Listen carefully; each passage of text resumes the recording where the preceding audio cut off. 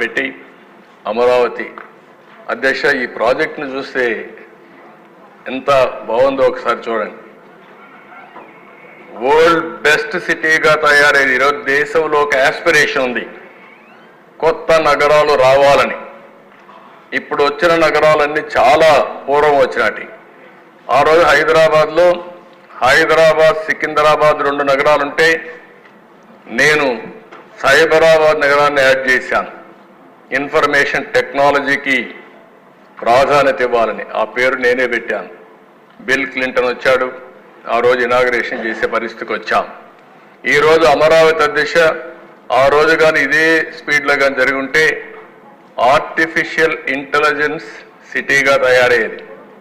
Amaravati first letter A, last letter I. అక్కడ హైదరాబాద్, సికింద్రాబాద్, సైబరాబాద్.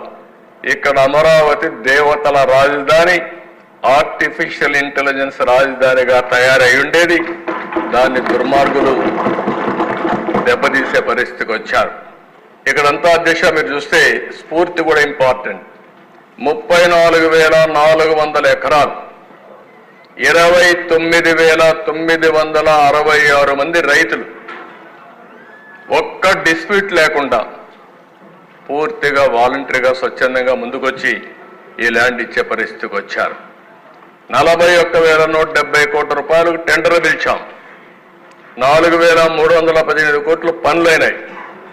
1,265 కోట్లు ఇంకా పెండింగ్ బిల్స్ ఉన్నాయి. ఇది అయింటి అధ్యక్ష ప్రపంచం చర్చించుకునే విధంగా. ఒకప్పుడు హైదరాబాద్ని నేను ప్రపంచంలో ఎక్కడన్నా పోయినప్పుడు చెప్పేవాడిని, మీరు హైదరాబాద్కి రమ్మని. వాళ్ళు అడిగేవాళ్ళు, హైదరాబాద్ అంటే మీది పాకిస్తాన్ హైదరాబాదా, ఇండియా హైదరాబాద్ అని. నేను గర్వంగా చెప్పాను హైదరాబాద్ ఇండియా హైదరాబాద్ అని.